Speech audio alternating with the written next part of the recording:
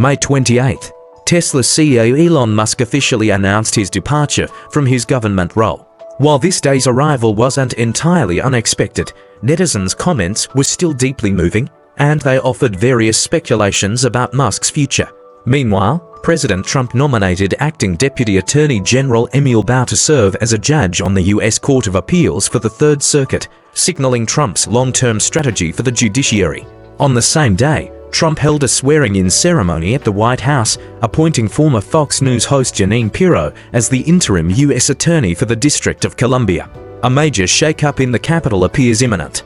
On the afternoon of Wednesday, May 28, President Trump and Attorney General Pam Bondi held a swearing-in ceremony for Jeanine Pirro at the White House, appointing her as the interim U.S. Attorney for Washington, D.C.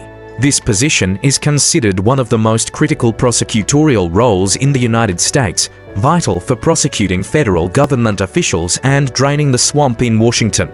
Pirro, 74, previously served as a prosecutor and judge in New York and hosted Justice with Judge Jeanine and Jeanine Pirro Justice.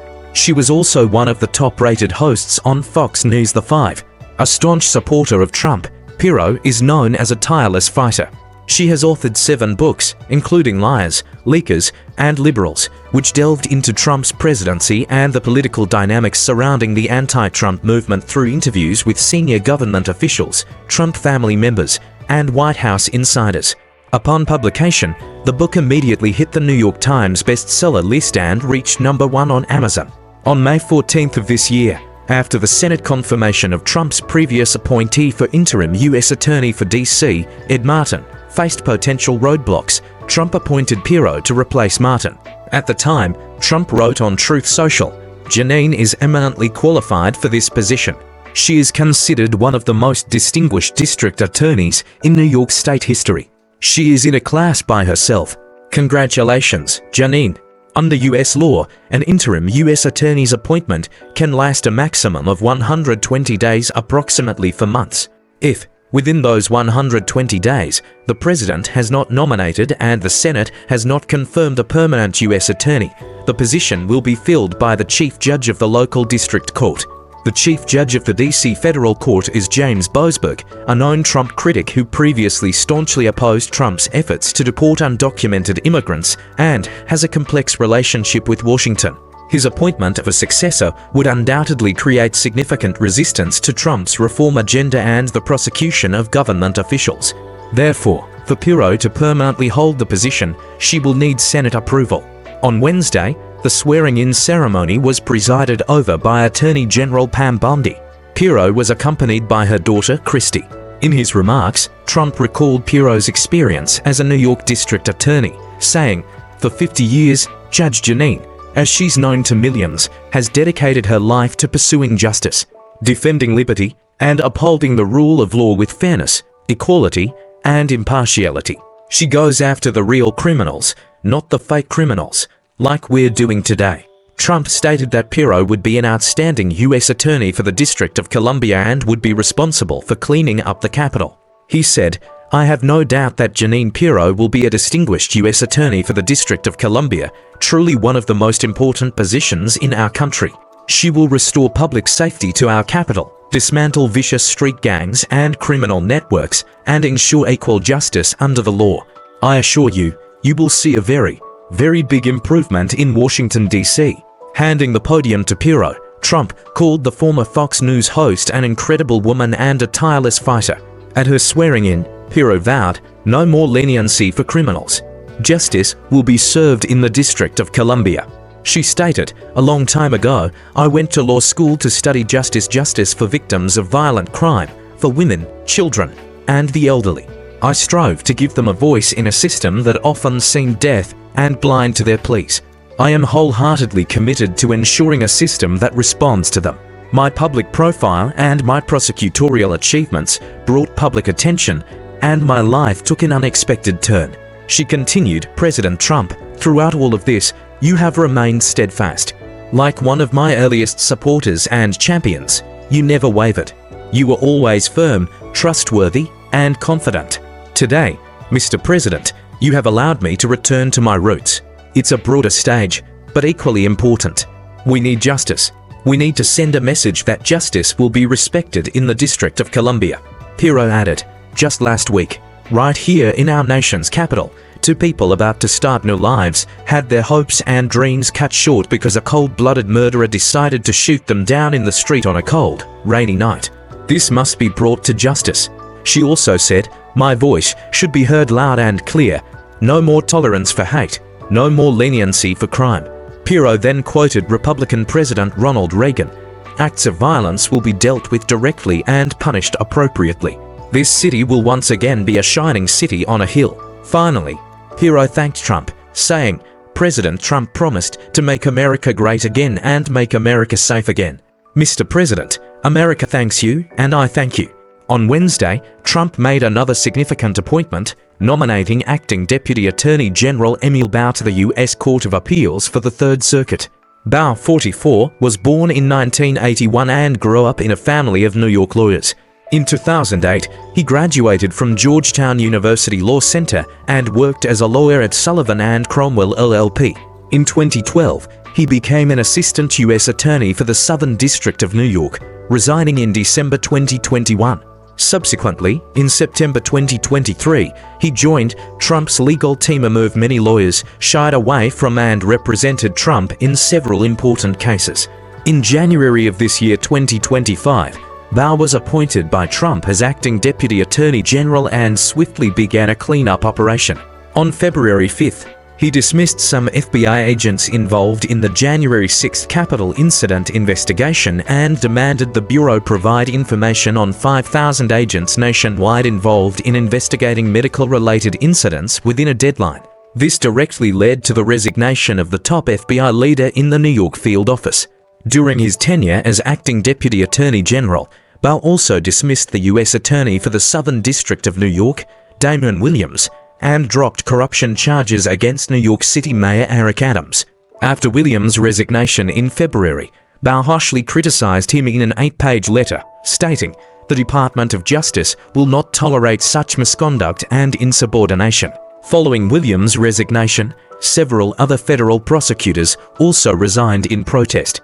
Bow reportedly gathered them in a room and gave them an hour to either follow instructions to drop the Adams case or all be fired. Bow's efficient and tough approach led some media outlets to call him Trump's bulldog. On May 28th, Trump nominated Bow to fill a vacancy on the Third Circuit Court of Appeals. He wrote on Truth Social, "I am honored to nominate Emil Bow to serve as a judge on the U.S. Court of Appeals for the Third Circuit." Emil graduated with honors from Georgetown University Law School and served as an assistant U.S. attorney in the Southern District of New York for nearly 10 years, including as co-chief of the Counterterrorism and International Narcotics Unit. Trump added, "Emil is smart, tough, and highly respected. He will end the weaponization of the Department of Justice, restore the rule of law, and do everything in his power to make America great again. Emil Bow will never let you down." Bow's appointment to the Third Circuit Court of Appeals, transitioning from a DOJ official to the judicial system, is seen as a long-term strategic move by Trump. Third Circuit judges are part of the federal judicial system and hold lifetime appointments, requiring Senate confirmation. The Third Circuit's jurisdiction includes Pennsylvania, Delaware, New Jersey, and the U.S. Virgin Islands.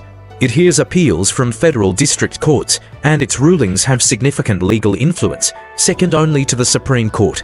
Since Trump took office, his executive orders have often been challenged by district federal judges. Bow's appointment is expected to have a long-term and profound impact on the Third Circuit Court of Appeals.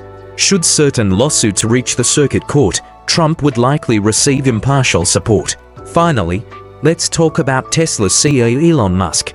On May 28th, Musk posted on X, formally ending his work with the Trump administration. He wrote, "As my scheduled term as a special government employee is coming to an end, I want to thank President Donald Trump for the opportunity to reduce wasteful spending." He added, "As the Doge mission becomes a way of life throughout the government, it will only strengthen over time."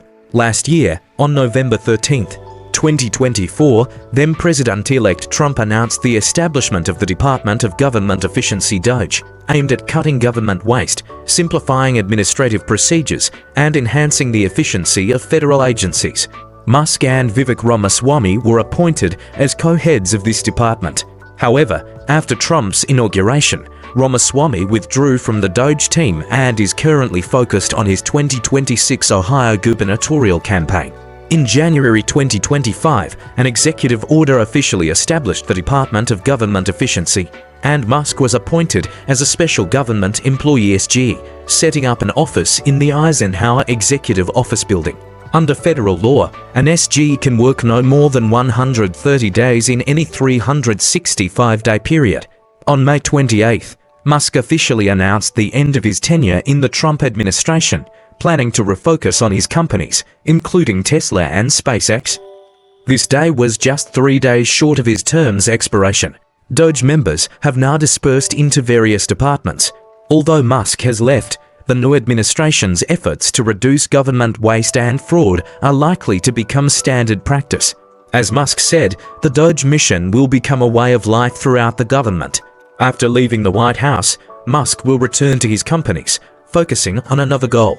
On Tuesday, during a SpaceX launch, Musk reiterated his top priority. He believes that eventually, all life on Earth will be destroyed by the sun, and Mars is life insurance for life collectively. He said his mission is far more than just landing on Mars once.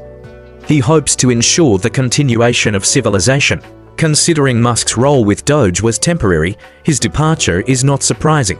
What was surprising was that within just 10 hours of his official announcement, his post had 25 million views and 37,000 replies thanking him for his work with Doge. As a presidential advisor, Musk led the Department of Government Efficiency, saving the federal government $160 billion by terminating wasteful contracts and modernizing IT systems. Former West Virginia Republican Congressman Jonathan Derrick Evans replied to Musk's post on X, writing, "Thank you for your efforts to save our country. You are a true patriot." Emmy Award winner Kajillionaire Osif said, "Thank you for your service, Elon. When you acquired X, you saved free speech. When you supported Trump, you also made the rest of us safer. Thank you for your love for America and humanity." Fox News reporter Nick Sauter said, "Thank you, Elon. You put our government on the best track it's ever been on." The call to cut spending has now spread widely. "We will hold the Democrats accountable. So much has been exposed. None of this would have happened without you." Conservative journalist Benny Johnson wrote, "You're the only government employee whose departure makes me sad. Always." Other netizens also left messages thanking Musk. "We are eternally grateful to you, Elon. Thank you for your service, Mr. Musk. You will go down in history. Long live Elon Musk and Doge." To Mars, some netizens criticized Washington's bureaucracy and judicial system, suggesting that while Musk was practically living in his office, some officials were on vacation, and some judges imposed various restrictions on him. Some netizens believe Musk won't truly leave, suggesting this is merely a strategic retreat to regroup and return stronger, much like Trump did during the Biden era. If the Republican Party weathers the midterm elections, he might come back. Musk himself has previously indicated that after finishing his government work, he would continue to be involved with President Trump's work and matters related to the Department of Government Efficiency. Alright, thank you everyone. We'll see you in the next program.